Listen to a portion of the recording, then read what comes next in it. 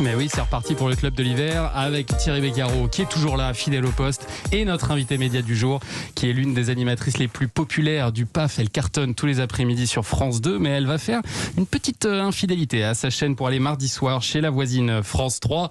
Bonjour Sophie Davant. Bonjour à tous les deux. Merci. Bisous à Thierry. Bonjour Sophie, oui, parce qu'on va parler de votre prime mercredi, un ami pour la vie. Mais d'abord, bien sûr, j'ai à mes côtés l'un de vos amis pour la vie, Thierry Beccaro.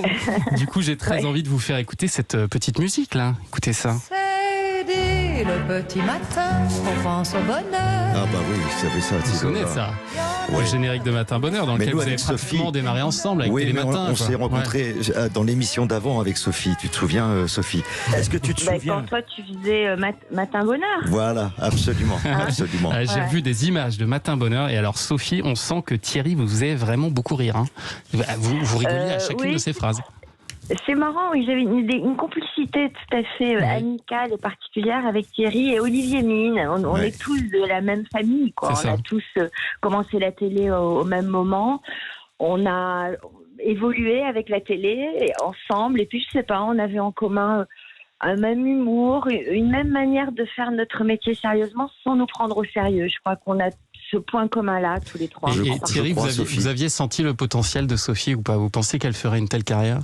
Ah bah oui, dites oui, parce que sinon on est mal. Tu imagines pas que je vais dire non. Pourquoi pas? Non, ce que je te proposais, si tu voulais m'évaluer, je voulais bien passer dans l'émission un après-midi,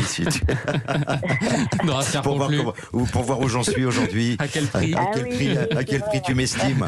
Allez, on va revenir à votre actualité. Pas mal comme concept.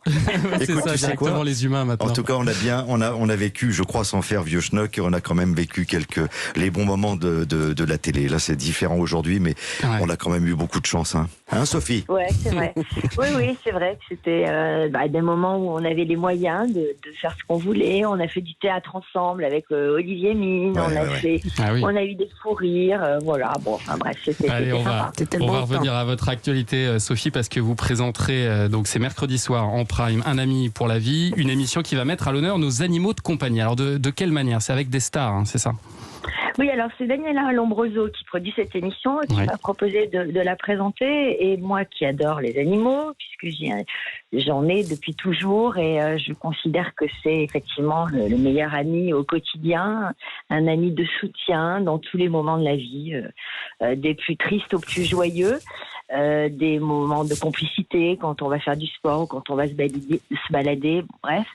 Et quand Daniela me l'a proposé, j'ai accepté, d'autant plus qu'il s'agissait de faire passer des messages importants, des messages contre l'abandon des animaux, contre la maltraitance des animaux et des messages selon lesquels il est important de savoir que lorsqu'on prend un animal, c'est un engagement que l'on passe entre lui et nous et qu'il faut se poser des bonnes questions à la fois sur le plan de l'emploi du temps, du budget, est-ce qu'on aura le temps de s'en occuper, est-ce qu'on aura les moyens de lui payer des soins vétérinaires, de lui payer sa nourriture au quotidien, etc. Et que c'est un engagement sur 15 ans au moins. Donc on a vu tellement de personnes adopter des animaux pendant le confinement ou prendre des animaux pendant le confinement qui les ont abandonnés en reprenant le travail après. Donc c'est contre ça qu'on essaie de lutter. D'autant que demain, c'est le réveillon de Noël et comme chaque année, il y aura des animaux qui seront offerts sous un sapin.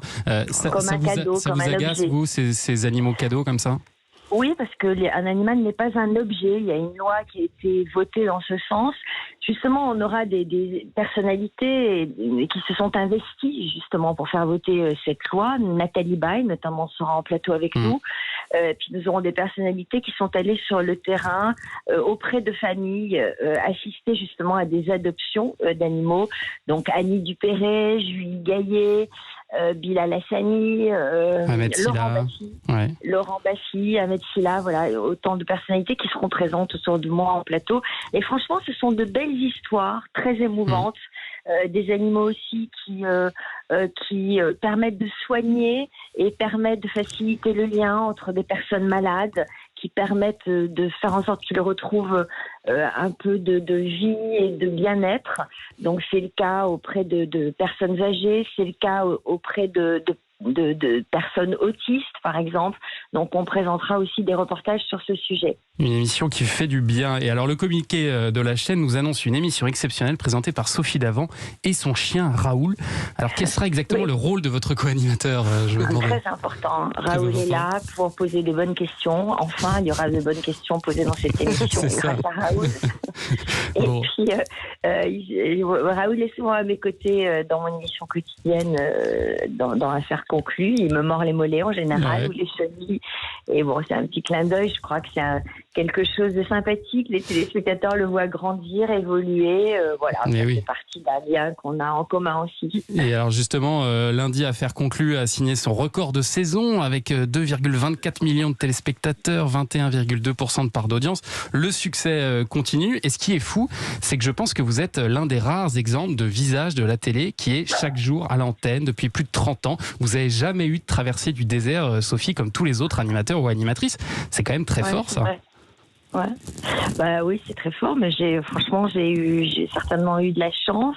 C'est une histoire de choix aussi, et puis c'est une histoire de savoir se renouveler. Par exemple, l'émission de C'est au programme que j'ai présentée pendant plus de 20 ans, on avait à cœur de la renouveler par petites touches tous les jours pour ne pas lasser les téléspectateurs. C'est ce qu'on fait aussi avec Affaires conclues. Moi, j'ai cette expérience des émissions quotidiennes où il faut surprendre tous les jours, même si on ne dérange pas la fidélité du téléspectateur, mais il faut qu'il prenne du plaisir, il faut qu'il sente que cette émission évolue. Voilà. Ouais.